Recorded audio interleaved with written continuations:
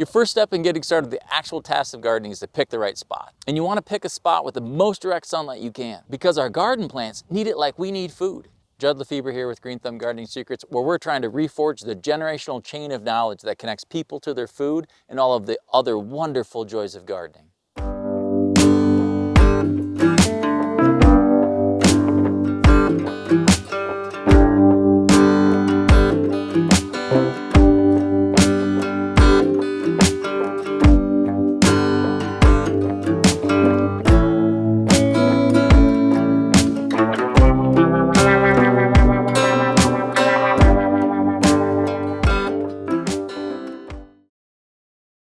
Plants might do alchemy with carbon dioxide, water, and nutrients, but it's all powered by the sun. And the vast majority of our garden plants evolved in open, sunny environments, so are hardwired to require loads of direct sunlight. Plus, think of what we ask of them. We don't want tiny, tasteless tomatoes and paltry little broccoli heads. We want big, juicy, super flavorful everything. Therefore, our plants need a ton of sun to power all that size, sweetness, flavor, and nutrition. Think about it. Is there another plant in our landscape that can start from a seed and grow to the fruit the size of a tomato, an 8 or 9 inch ear filled with 100+ energy-packed kernels, or a huge squash in 4 months? Is there a plant that could do that in the shade, where flowers and seeds tend to be small just because the available energy is so much less? The sun powers all of that growth, and we want the best of it, so give it to them. Finally, the amount of direct sunlight a spot gets is often the hardest thing to change. You can fix soil that's low in nutrients, too dry, or even too wet. And you can easily change your planting times to change the temperatures in which your plants are growing. But there's usually nothing you can do to fix a spot that doesn't get enough direct sunlight. Doing so often means removing houses and large trees that give you shade and shelter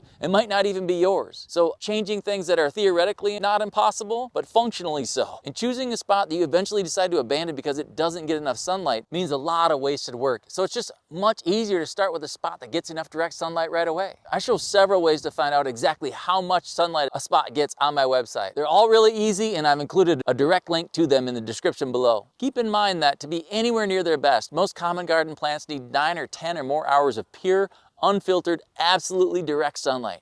If you can't find a spot anywhere that gets 9 or 10 or more hours, there are a few things you can still grow in a spot that gets down to, say, 6 or 7 hours of direct sunlight a day. But I hesitate to tell you that because your plants won't be at their best, possibly without even you realizing it. And if you do notice it, you might think it's some mystical personal failing, like you magically just don't have the mythical green thumb, and then give up in defeat, when really it was just that you picked a spot that didn't get enough direct sunlight to fully power your plants. And I see this scenario all the time. But if you don't take my advice and you try to grow in too few hours of direct sunlight, keep in mind it takes much less energy to grow leaves like lettuce, spinach, kale, etc. than it does to grow flowers like broccoli and cauliflower heads, seeds like corn, or fruit like peppers, tomatoes, and eggplants. So plants that you grow for their leaves will do not their best, but okay in maybe 6 or 7-ish hours of direct sunlight a day. If you try growing anything from which you harvest flowers, seeds, or fruit, keep in mind that even when everything else is perfect, this is what broccoli heads look like when plants get only 7 hours of direct sunlight a day, compared to those right next to them in the exact same soil that got 9 or 10.